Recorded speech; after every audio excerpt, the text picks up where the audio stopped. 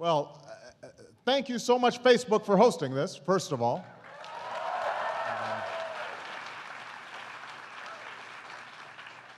My name is Barack Obama, and I'm the guy who got Mark to wear a jacket and tie. Thank you. I'm very proud of that. Second time. I know. I will say, and I hate to tell stories on Mark, but the first time we had dinner together and he wore this jacket and tie, I'd say halfway through dinner, he's starting to sweat a little bit. It's really uncomfortable for him. So I helped him out of his jacket. And in fact, if you'd like, Mark, we can take our jackets off. Okay. No, that's good.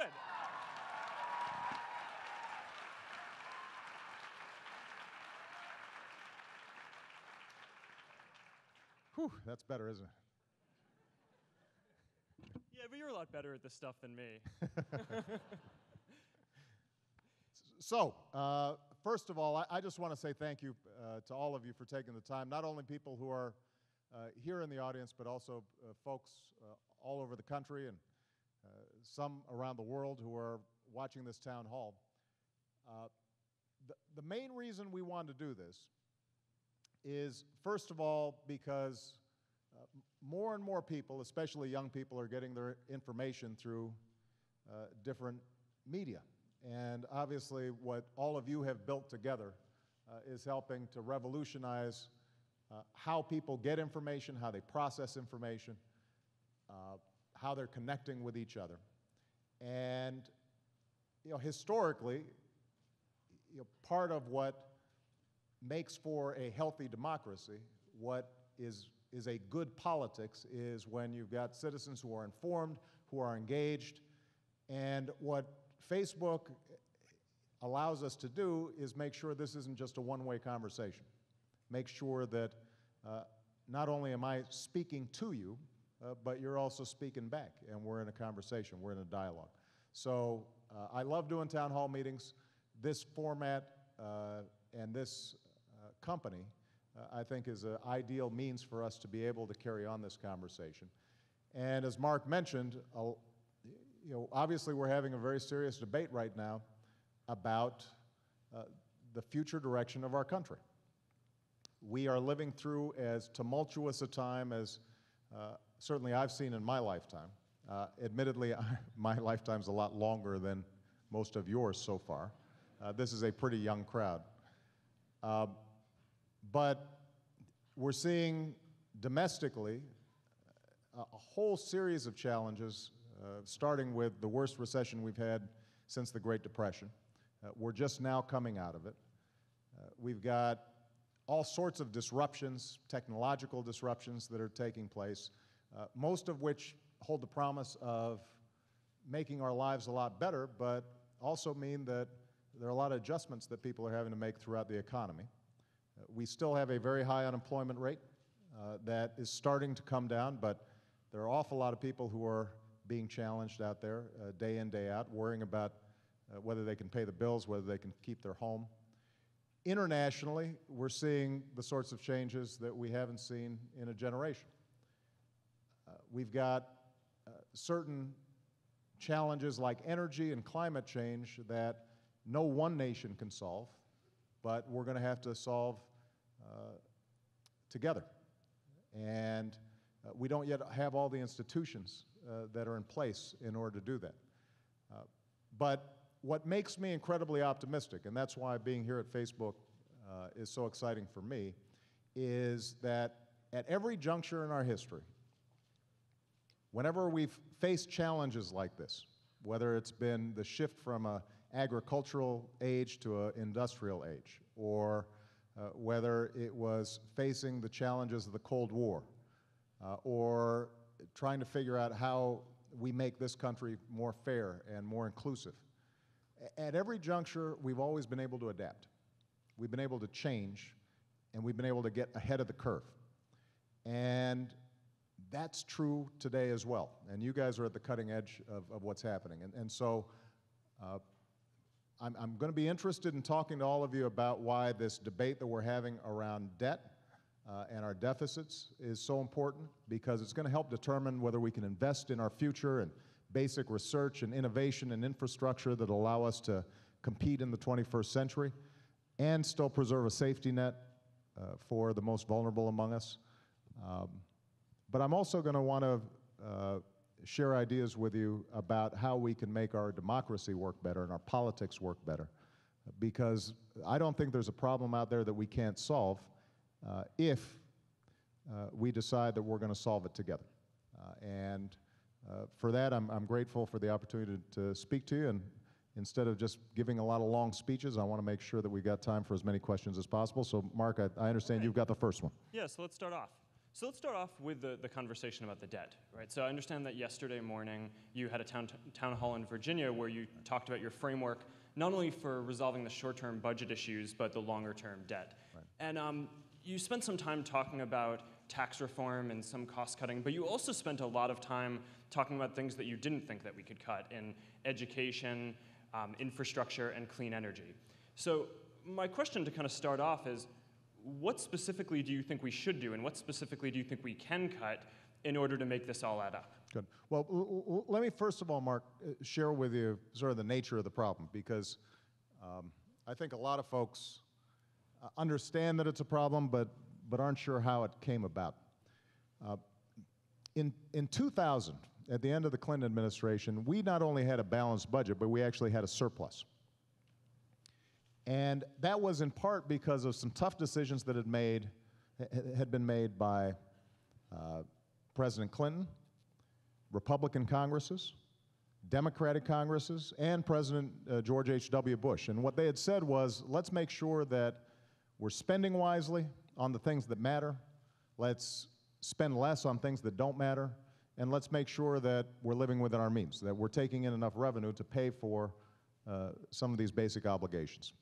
What happened then was we went through 10 years where we forgot what had created the surplus in the first place. So we had a massive tax cut that wasn't offset by cuts in spending. We had two wars that weren't paid for, and this was the first time in history where we had gone to war and not asked for additional sacrifice from American citizens. We had a huge prescription drug plan that wasn't paid for.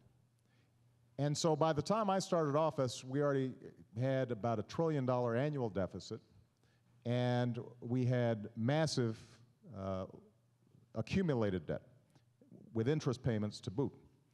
Then you have this huge recession. And so what happens is less revenue's coming in because company sales are lower, individuals are making less money.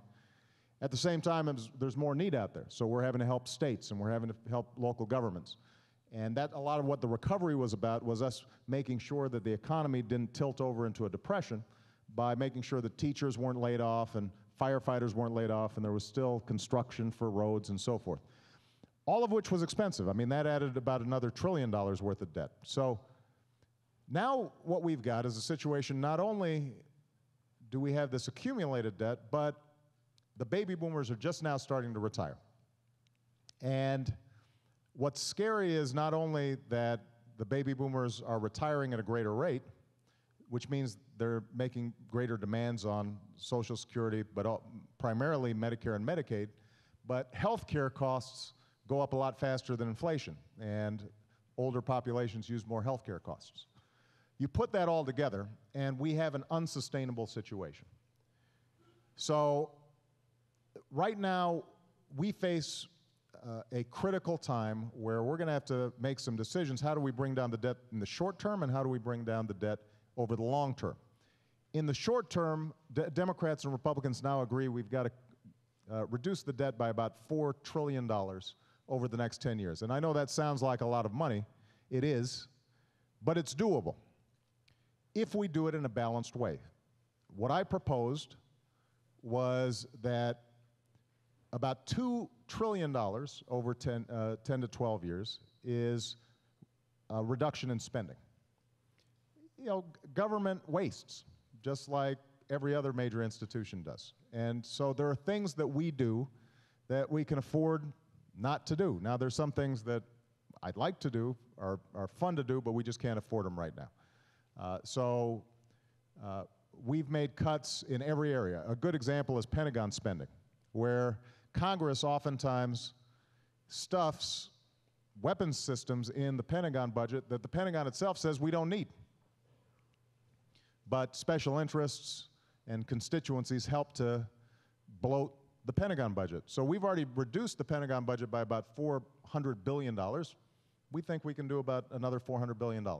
So we've got to look at spending, both on non-security issues as well as defense spending. And then what we've said is, let's take another $1 trillion of that we raise through a reforms in the tax system that allows people like me, and frankly, you, Mark, for paying a little more in taxes. I'm cool with that. I know you're okay with that.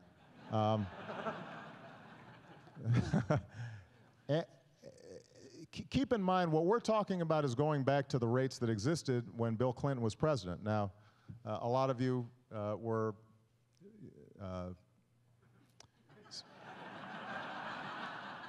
I'm trying to say this delicately, still in diapers at that time, but for those of you who recall, the economy was booming, and wealthy people were getting wealthier. There wasn't a problem at that time. If we go back to those rates alone, that by itself would do a lot in terms of us reducing our overall spending. And if we can get $1 trillion on the revenue side, $2 trillion in cutting spending, we can still make investments in basic research. We can still invest in something we call ARPA-E, which is like DARPA, except just focused on energy, so that we can figure out what are the next breakthrough technologies that can help us reduce our reliance on fossil fuels. We can still make investments in education. So we've already expanded the Pell Grant program so that more young people can go to college. We're investing more in STEM education, math and science and technology education. We can still make those investments. We can still rebuild our roads and our bridges and invest in high-speed rail and invest in the next generation of broadband and wireless and make sure everybody has access to the internet. We can do all those things while still bringing down the deficit medium term. Now, there's one last component of this, and I know this is a long answer, but I want to make sure everybody had the basic foundations for it. Even if we get this $4 trillion, we do still have a long-term problem with Medicare and Medicaid, because healthcare costs, the inflation goes up so much faster than wages and salaries. And this is where there's another big philosophical debate with the Republicans, because what I've said is the best way for us to change it is to build on the health reform that we had last year and start getting a better bang for our healthcare dollar.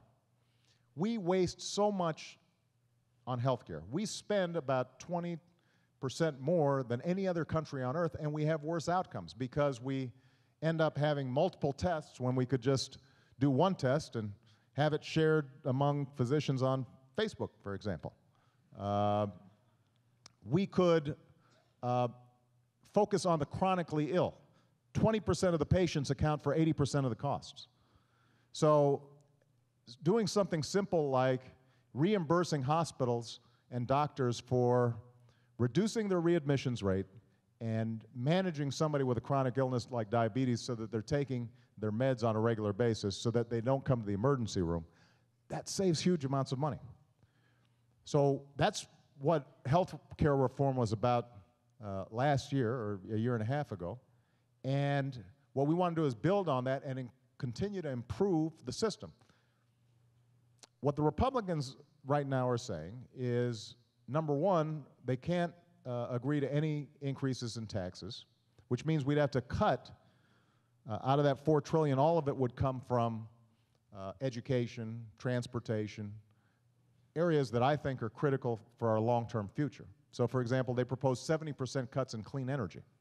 Well, I don't know how we free ourselves in dependence on foreign oil, and anybody who's paying gas prices knows that there's an economic component to this as well as an environmental component to it.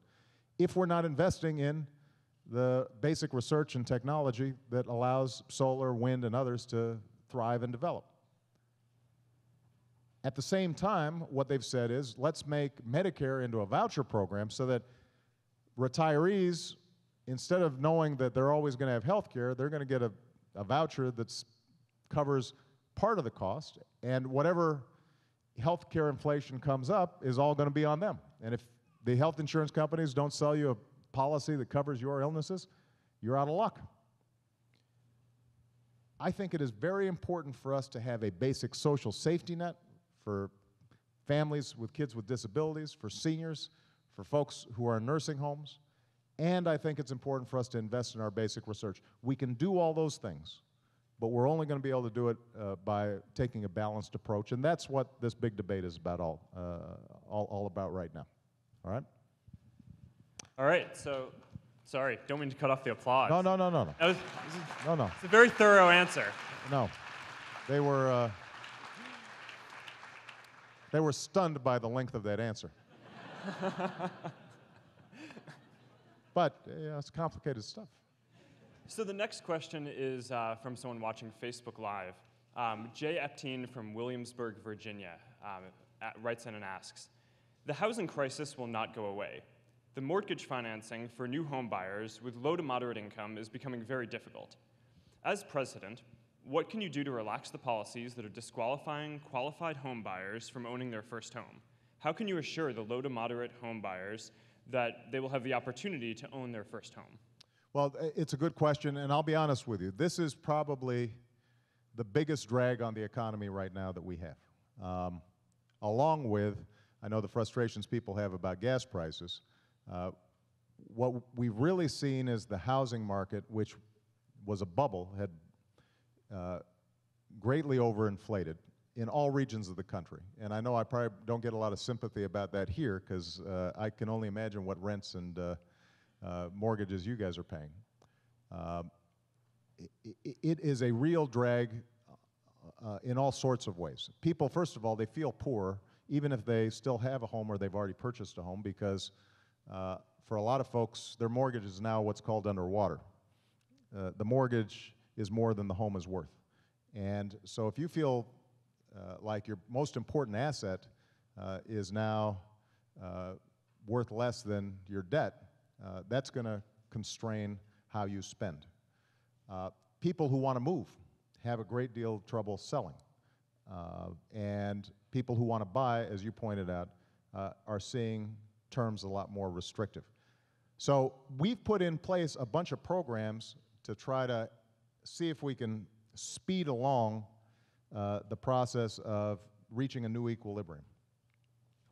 For example, what we did was we went to the mortgage lender and said, why don't you renegotiate with your mortgage, with the person with the mortgage, renegotiate the terms of their mortgage so that their principal's a little bit lower, they can afford the payments, and that way homes don't get foreclosed on, there are fewer homes on the market, and that will raise prices, and that'll be good for everybody. And we've seen some significant progress on that front.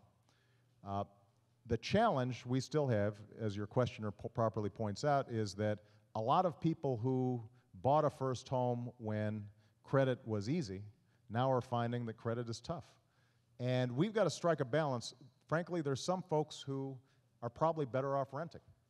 And what we don't want to do is return to a situation where people are putting no money down and they've got very easy payment terms at the front end, and then it turns out 5 years from now, because they've got adjustable rate mortgage, that they couldn't afford it and they lose their home. I think the regulators are trying to get that balance right.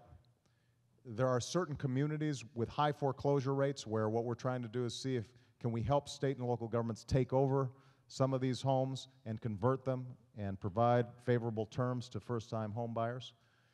But frankly, I think we've got to understand that the days where it was really easy to buy a house without any money down is probably over. And what I'm really concerned about is making sure that the housing market overall recovers enough that it's not such a huge drag on the economy, because if it isn't, then people will have more confidence, they'll spend more, more people will get hired, and overall the economy will improve. But I recognize for a lot of folks who want to be first-time home buyers, it's still tough out there. It's getting better in certain areas, but in some places, particularly where there was a big housing bubble, it's not. So I think the next question is from a Facebook employee in the room today. So Lauren Hale has a question. Lauren, where are you from? Hi, over here. Hey, Lauren. Hi, Mr. President. Thank you so much for joining us today.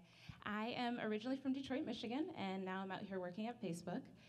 So my question for you kind of builds on some of the things you were just talking about. At the beginning of your term, you spent a lot of time talking about job creation and the road to economic recovery.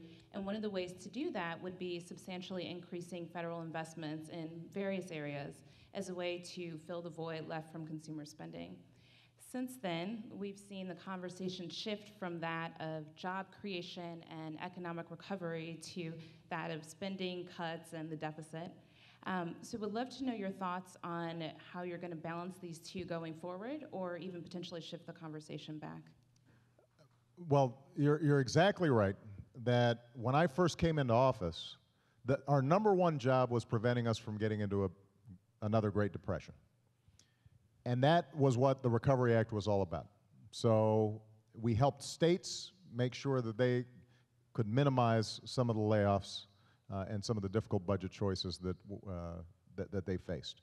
We made sure that we had infrastructure spending all around the country. And in fact, we made the biggest investment in infrastructure since Dwight Eisenhower built the interstate highway system. We made the largest investment in history in clean energy research. And it's really paying off. For example, when I came into office, we had about 2% of the advanced battery manufacturing here in America. And as everybody here knows, what's really holding us back from my goal of 1 million electric vehicles on the road is that battery technology is still tough. It's clunky, it's heavy, it's expensive. And if we can make significant improvements in battery technology, then I think the opportunities for electric vehicles, alternative vehicles that are much cheaper, our opportunities are limitless. So those were all investments that we made in the first 2 years. Now the economy is now growing. It's not growing quite as fast as we would like, because after a financial crisis, typically there's a bigger drag on the economy for a longer period of time, but it is growing, and over the last year and a half, we've seen almost 2 million jobs created in the private sector. Because this recession came at a time when we were already deeply in debt, and it made the debt worse, if we don't have a serious plan to tackle the debt and the deficit, that could actually end up being a bigger drag on the economy than anything else. If the markets start feeling that we're not serious about the problem, and if you start seeing investors feel uncertain about the future, then they could pull back right at the time when the economy is taking off. So you're right that it's tricky. Folks around here are used to the hills in San Francisco, and if you've driven, I don't know if they still have clutch cars around here. Anybody ever driven a clutch car? You gotta sort of tap and, that's sort of what we've faced in terms of the economy, right? We've got to hit the accelerator, but we've got to also make sure that we don't gun it. We can't let the car slip backwards. And so what we're trying to do then is put together a debt and deficit plan that doesn't slash spending so drastically that we can't still make investments in education, that we can't still make investments in infrastructure, all of which would help the economy grow. In December, we passed a targeted tax cut for business investment as well as the payroll tax that has a stimulus effect that helps to grow the economy. We can do those things and still grow the economy while having a plan in place to reduce the deficit first by 2015 and then over the long term. So I think we can do both. but it does require the balanced approach that I was talking about. If all we're doing is spending cuts, and we're not discriminating about it, if we're using a machete instead of a scalpel, and we're cutting out things that create jobs, then the deficit could actually get worse because we could slip back into another recession. And obviously for folks in Detroit, where you're from, they know that our investments can make a difference because we essentially saved the U.S. auto industry. We now have 3 auto companies here in America that are all turning a profit. GM just announced that it's hiring back all of the workers that it was planning to lay off. And we did so, by the way, at the same time as we were able to increase fuel efficiency standards on cars for the first time in 30 years. So it can be done, but it takes a balanced approach.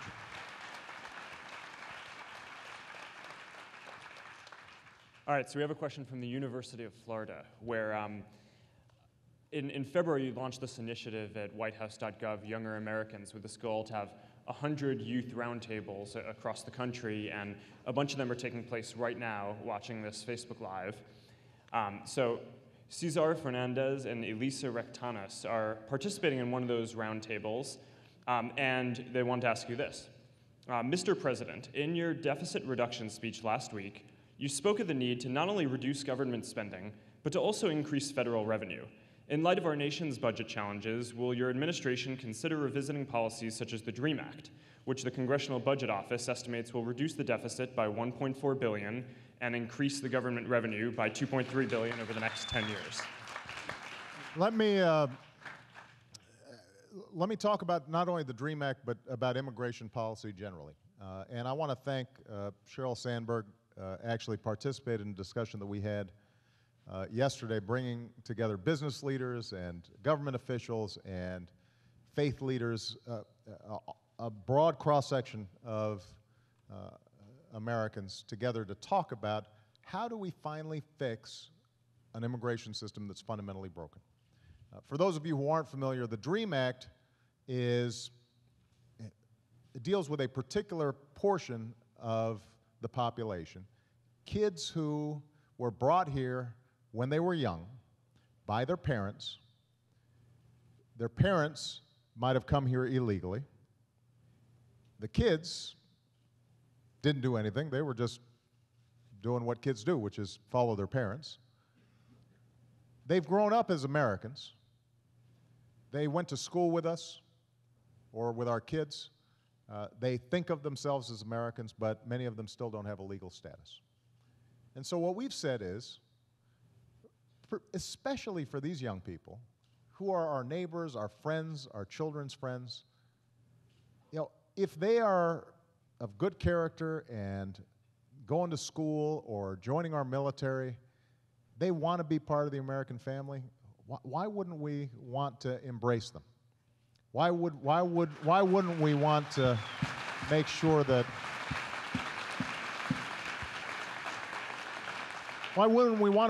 that they're contributing to our future?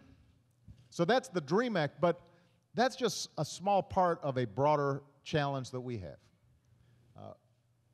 Immigration in this country has always been complicated. The truth of the matter is that we are both a nation of immigrants and a nation of laws. Sometimes the laws haven't been fair. Sometimes the laws have been restrictive to certain ethnic groups. There have been quotas. Sometimes our immigration policies have been arbitrary and have been determined by whether industry at a particular time was willing to bring in workers on the cheap. But what's undeniable is America is a nation of immigrants. That's our history, and that's what makes us stronger, because we've got ambitious people from all around the world who come here because they've got a new idea, and they want to create the next big thing, or they just want a better future for their kids and their family. And that dynamism is part of what's propelled our progress and kept us young. Now, I think most Americans understand that, and most Americans agree with that. At the same time, I think most Americans feel there should be an orderly process to do it. People shouldn't just be coming here and cutting in front of the line, essentially, and staying without having gone through the proper channels. So what we've said is, let's fix the whole system. First of all, let's make the legal immigration system more fair than it is and more efficient than it is. And that includes, by the way, something I know that is of great concern here in Silicon Valley.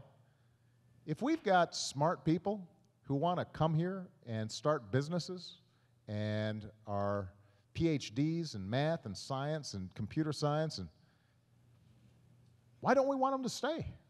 I mean, why would we want to send them someplace else? So, you know, those are potential job creators. Those are job generators. You know, I think about somebody like an Andy Grove of Intel. You know, we want more Andy Groves here in the United States. We don't want them starting companies. We don't want them starting Intel in China or starting it in France. We want them starting it here. So there's a lot that we can do for making sure that high-skilled immigrants who come here, study, we've paid for their college degrees, we've given them scholarships, we've given them this training. Let's make sure that if they want to reinvest and make their future here in America, that they can. So that's point number one. But point number two is you also have a lot of unskilled workers who are now here who are living in the shadows. They're contributing to our economy in all sorts of ways. They're working in the agricultural sector. They are in restaurants, and they're in communities all across the country looking after children and helping to build America. But they're scared, and they feel as if they're locked out of their surroundings. And what I've said is, they did break the law, they came here, they have to take responsibility for that. They should pay a fine, they should learn English, they should go to the back of the line so that they don't automatically get citizenship. But there should be a pathway for them to get legalized in our society so they don't fear for themselves or their families, so that families aren't separated. At the same time, let's make sure we've got a secure border so that folks aren't wandering through the desert to get here. Let's make the legal immigration system more efficient and more effective so there aren't huge backlogs. This is all part of what we call comprehensive immigration reform.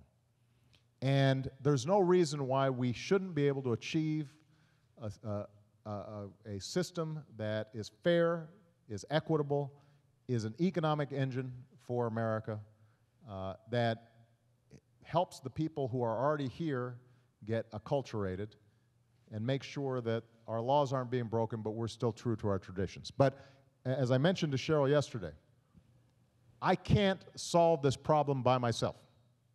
Nancy Pelosi is a big champion of this.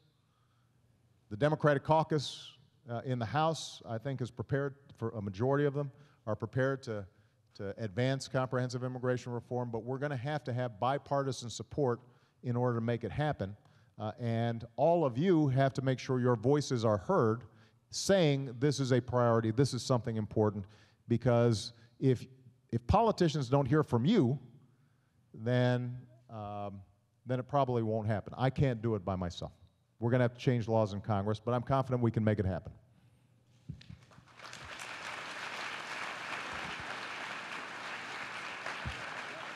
Got it. All right, so the next one is from a Facebook employee, Leor Abraham. Leor, where are you from? Hey, Leo. Hi. Hey. Hey. I'm from originally from San Jose, California. My question is, the 2012 budget plan proposed by Paul Ryan has been praised by many in the media as bold or brave. Do you see this as a time that calls for boldness? And do you think that the plan you outlined last week demonstrates sufficient boldness, or is this just a media creation? You know, it's a great question. Look, here's what I'd say. the Republican budget that was put forward, I would say, is fairly radical. I wouldn't call it particularly courageous. I do think Mr. Ryan is sincere. I think he's a patriot. I think he wants to solve a real problem, which is our long-term deficit. But I think that what he and the other Republicans in the House of Representatives also want to do is change our social compact in a pretty fundamental way. Their basic view is that no matter how successful I am, no matter how much I've taken from this country, you know, I wasn't born wealthy. You know, I was raised by a single mom and my grandparents. I went to college on scholarships. There was a time when my mom was trying to get her PhD where for a short time she had to take food stamps. My grandparents relied on Medicare and Social Security to help supplement their income when they got old. So their notion is, despite the fact that I've benefited from all these investments, my grandfather benefited from the GI Bill after he fought in World War II, that somehow I now have no obligation to people who are less fortunate than me, and I have no real obligation to future generations to make investments so that they have a better future. So what his budget proposal does is not only hold income tax flat, he actually wants to further reduce taxes for the wealthy, further reduce taxes for corporations, not pay for those, and in order to make his numbers work, cut 70% out of our clean energy budget, cut 25% out of our education budget, cut transportation budgets by a third. I guess you could call that bold. I would call it short-sighted. And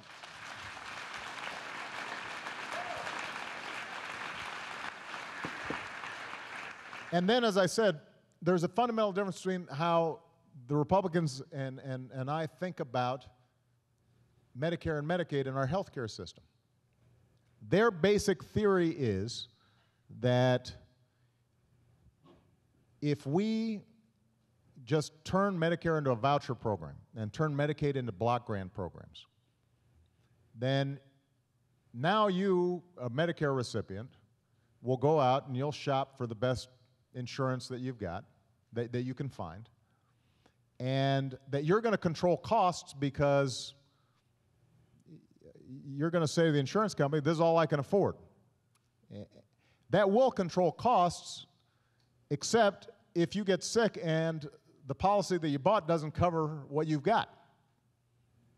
Then either you're going to mortgage your house or you're going to go to the emergency room, in which case I, who do have insurance, are going to have to pay for it indirectly because the hospital is going to have uncompensated care. So they don't really want to make the healthcare system more efficient and cheaper. What they want to do is to push the costs of healthcare inflation onto you. And then you'll be on your own trying to figure out in the marketplace how to make healthcare cheaper. The problem is you're just one person. Now, you work at Facebook. It's a big enough company. Facebook can probably negotiate with insurance companies and providers to get you a pretty good deal. But if you're a startup company, or if you're an entrepreneur out there in the back of your garage, good luck trying to get insurance on your own. You can't do it.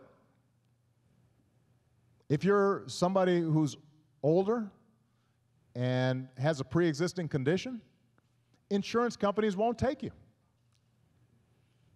So what we've said is, let's make sure instead of just pushing the costs off onto people who individually are not going to have any negotiating power or ability to change how providers operate or how hospitals or doctors operate, how insurance companies operate, let's make sure that we have a system, both for Medicare but also for people who currently don't have health insurance, where they can be part of a big pool, they can negotiate for changes in how the healthcare system works so that it's more efficient, so that it's more effective, so that you get better care, so that we have fewer infection rates, for example, in hospitals, so there are fewer readmission rates, so that we're caring for the chronically ill more effectively, so that there are fewer unnecessary tests. That's how you save money. The government will save money, but you'll also save money. So we think that's a better way of doing it. Now, what they'll say is, well, you know what, that'll never work because it's government imposed and it's bureaucracy and it's a government takeover and their death panels, and I still don't entirely understand the whole death panel concept. But I guess what they're saying is somehow some remote bureaucrat will be deciding your health care for you. All we're saying is if we've got healthcare experts, doctors and nurses and consumers who are helping to design how Medicare works more intelligently, then we don't have to radically change Medicare. So, yes, I think it's fair to say that their vision is radical. No, I don't think it's particularly courageous, because the last point I'll make is this. Nothing is easier than solving a problem on the backs of people who are poor, or people who are powerless, or don't have lobbyists, or don't have clout.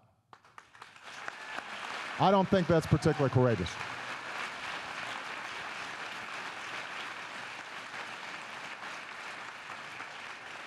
All right, the next one's from the web.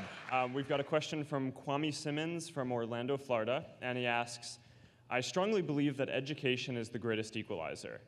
With so many problems plaguing our current system, is it possible to examine a complete overhaul of the system so that it addresses the needs of modern students? And before you jump in, I just want to say, as someone who's spent a bunch of time researching education, who cares about this, I think that the Race to the Top stuff that you guys have done is one of the most underappreciated and most important things that your administration has done. So. I appreciate that. This is an area where actually I think you've seen the parties actually come together. And there's some good bipartisan work being done. It used to be that the argument around education always revolved around the left saying, we just need more money, and the right saying, we should just blow up the system because public schools aren't doing a good job. And what you're now seeing is people recognizing we need both money and reform. It's not an either-or proposition, it's a both-and proposition. So what Mark just mentioned, something called Race to the Top, pretty simple concept. Most federal dollars are allocated through a formula. You know, if you've got a certain number of poor kids, or you've got a certain number of disabled kids in your school district, there's a formula, and you get a certain amount of money, and every state and every school district gets that money according to the formula. What we did was we took about 1% of the total spending on education, and we said, to get this 1%, show us that you're reforming the system. It's like a competition model. And so every state, every school district could apply, and you had to show us that you had a good plan to retrain teachers and recruit and do good professional development so we got the best teachers possible. You had to have accountability. You had to show us that you were actually making progress in the schools and that you were measuring through data the improvements that were being made, that you were reaching into the schools that were hardest to reach, because there are about 2,000 schools around the country that account for the majority of dropouts in our country. They're like dropout factories. So show us a plan to go into those schools and really make a big difference. And what's happened is that over 40 states, in the process of competing for this extra money, ended up initiating probably the most meaningful reforms that we've seen in a generation. And so it's made a huge difference. Even those states that didn't end up actually winning the competition still made changes that are improving the potential for good outcomes in the schools. So that's the kind of creative approach that you've seen some Democrats and some Republicans embrace. And our hope is we can build on that. A couple of things that we know work. The most important thing to a good education is making sure we've got a good teacher in front of that classroom. And so providing more support for teachers, recruiting the best and brightest into teaching, making sure that they're compensated, but also making sure that they're performing, that's hugely important. The other thing is good data, so that there's a constant feedback, not just a bunch of standardized tests that go into a drawer or that people may game in order not to get penalized. That's what happened under No Child Left Behind. But instead, real good data that you can present to the teacher while they're still teaching that child and say, you know what, this child's falling behind in math. Here's some ways to do it, to improve their performance. So we're starting to see real progress on the ground, and I'm optimistic that we can actually, before the 2012 election, potentially have a federal education law that will embody some of the best information that we have about how to initiate good school reform. Now, last point I'll make on this. Government alone can't do it. One of the things every time I come to Silicon Valley that I'm inspired by, but I'm also frustrated by, is how many smart people are here, but also frustrated that I always hear stories about how we can't find enough engineers, we can't find enough computer programmers. You know what? That means our education system's not working the way it should. And that's got to start early, and that's why we're emphasizing math and science. That's why we're emphasizing teaching girls math and science. That's why we're emphasizing making sure that Black and Hispanic kids are getting math and science. You know, we've got to do such a better job when it comes to STEM education. And that's one of the reasons, by the way, that we had our first science fair at the White House in a very long time, just because we want to start making science cool.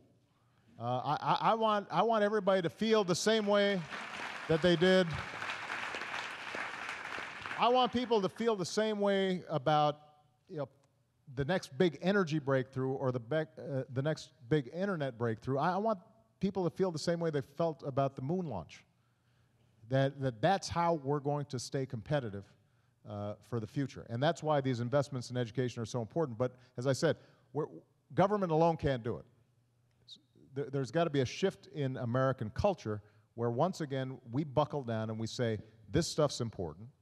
And that's why, Mark, the work you're doing in Newark, for example, the work that folks like the Gates Foundation are doing in philanthropic investments in best practices in education, especially around math and science training, are going to be so important. We've got to lift our game up when it comes to technology and math and science. That's hopefully one of the most important legacies that I can have as President of the United States.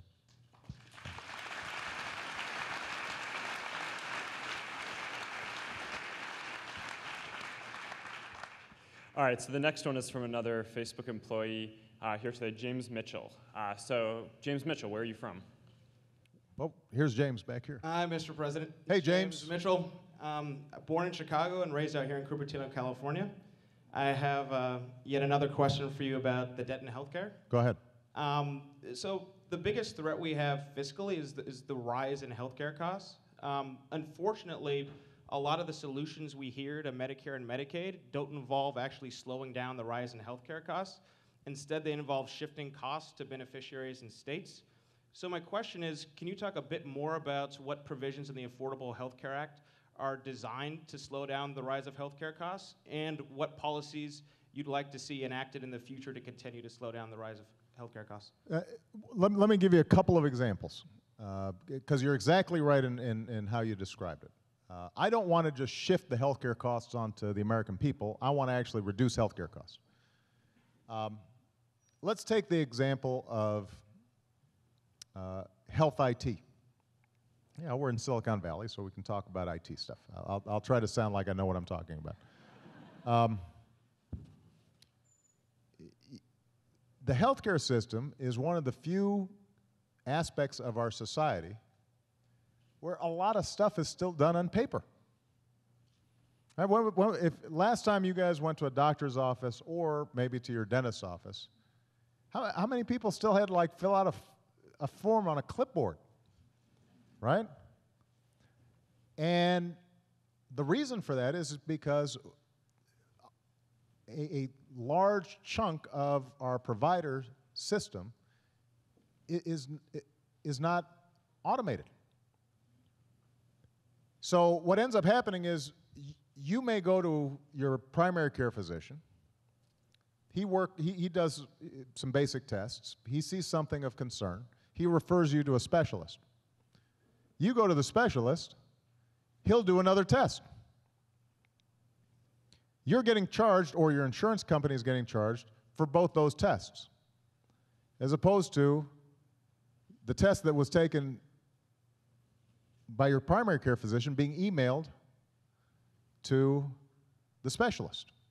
Or better yet, if it turns out that there may be 3 or 4 specialists involved, because it's a difficult diagnosis. This is all hypothetical. You look very healthy.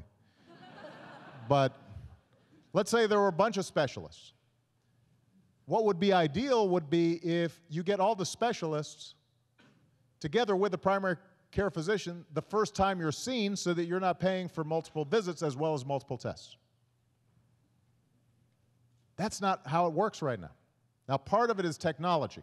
So what we did in the Affordable Care Act, building on what we did with the Recovery Act, is try to provide incentives to providers to start getting integrated, automated systems. And it's tough because the individual doctor may say to him or herself, I don't want to put the initial capital outlay that's expensive, even though it may make my system more efficient later on. So providing some incentives, some help for the front-end investments for a community hospital or for individual providers so that we can slowly get this system more effective, that's priority number 1. We know it can be done, by the way. Surprisingly enough, the healthcare system that does the best job on this of anybody is actually the Veterans Administration, the VA healthcare system, because it's a fully integrated system. You know, everybody's working for the VA, all the doctors, all the hospitals, all the providers. So they've been able to achieve huge cost savings just because everybody's on a single system. It's also, though, how we reimburse doctors and how we reimburse hospitals. So right now, what happens is when you've taken those 2 tests, if you're old enough to qualify for Medicare, well, each doctor sends their bill to Medicare, and Medicare pays both bills. And let's say that you end up getting an operation. They'll send the bill for that, and so Medicare pays that. Let's say they didn't do a very good job, or you got sick in the hospital, and you are readmitted, and you have to be treated again, and they have to do the operation all over again. Medicare then gets billed for the second operation. I mean, imagine if that's how it worked when you bought a car. So you go, you buy your car, a week later the car doesn't work, you go back to the dealer, and they charged you to fix the bad job that they did in the first place. Well, that's what Medicare does all the time. So we don't provide incentives for performance. We just provide we just pay for the number of qualified items that were, procedures that were performed or tests that were performed by the provider. So what we want to do is to start changing how folks are reimbursed. Let's take a hospital. We want to give, this is sort of like Race to the Top, what Mark was talking about in education. We want to be able to say to a hospital, if you do a really good job reducing infection rates in hospital, which kill tens of thousands of people across America every year and are a huge cause for readmission rates. And we know that hospitals can drastically reduce those reinfection rates just by simple protocols of how employees are washing their hands and how they're moving from room to room and so forth. There are hospitals who've done it. If we can say to a hospital, you'll get a bonus for that. Medicare will reimburse you for instituting these simple procedures. That saves the whole system money. And that's what we've tried to do in the Affordable Care Act, is to start institutionalizing these new systems. But it takes time because we've got a private sector system. It's not like the VA. It's a bunch of individual doctors, individual hospitals, spread out all across the country with private insurers. So it's not something that we can do overnight. Our hope is that over the next 5 years, we're able to see significant savings through these mechanisms. And that will save everybody, not just people who are in Medicare and Medicaid. It'll save everybody money, including folks here at Facebook, because I'm sure that you guys provide health insurance, and I suspect if you look at your health insurance bills, they don't make you happy. Okay? So we have time for only one more question. All right. So a question from Terry Atwater from Houston, Texas. If you had to do anything differently during your first 4 years, what would it be? Well, it's only been 2.5, so I'm sure I'll make more mistakes in the next year and a half. The jury will still be out. There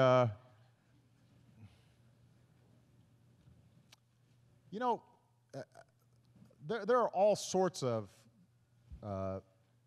day-to-day issues where I say to myself, I didn't say that right, or I didn't explain this clearly enough, or maybe if I had sequenced this plan first as opposed to that one, maybe it would have gotten done quicker. Healthcare obviously was a huge battle. And if it hadn't been for Nancy Pelosi and her leadership in the House and the great work that Anna Eshoo and Mike Honda and others did, we wouldn't have gotten it done if it hadn't been for great work in Congress. But I do think that it was so complicated that at a certain point people just started saying, this is typical Washington bickering. I've asked myself sometimes, is there a way that we could have gotten it done more quickly and in a way that the American people wouldn't have been so frustrated by? I'm not sure I could have, because there's a reason why it hadn't gotten done in 100 years. It's hard to fix a system as big as healthcare and as complicated as our healthcare system. I can tell you that I think the best way to answer the question is, what do I feel I still have to get done? Where I still feel a huge sense of urgency. I've talked about a couple of things. Getting our deficits and debt under control in a balanced way, I feel needs to happen while I'm president. I don't want to leave it to the next president. Immigration, something I mentioned. We have not gotten done. It's something I care deeply about. It's the right thing for the country. I want to get that done while I'm president. Energy.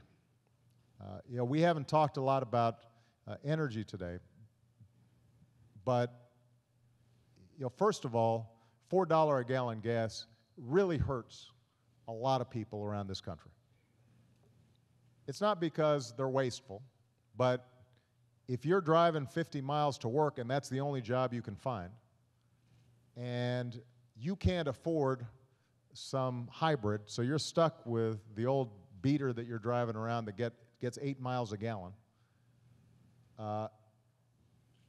these gas prices are killing you right now. And so this is the reason why I've said that it is so important for us to invest in new approaches to energy. We've got to have a long-term plan. It means investing in things like solar and wind, investing in biofuels, investing in clean car technology. It means converting the federal fleet 100% to fuel-efficient vehicles, because we're a huge market maker. Obviously, it turns out that I've got a lot of cars as president. And if we're out there purchasing electric cars and hybrids, and that can help boost demand and drive down prices.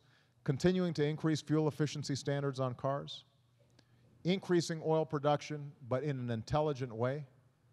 I mean, those are all hugely important. And by the way, we can pay for it. Let me say this. The Treasury loses $4 billion a year on subsidies to oil companies. Now think about this. The top 5 oil companies have made somewhere between $75 billion and $125 billion every year for the last 5 years. Nobody's doing better than Exxon. Nobody's doing better than Shell or these other companies. They are doing great. They are making money hand over fist. Well, maybe Facebook's doing a little better, but you get the idea. They're doing really well. They don't need special tax breaks that cost us $4 billion. And so what we've said is, why can't we eliminate the tax breaks for the oil companies who are doing great and invest that in new energy sources that can help us save the planet? So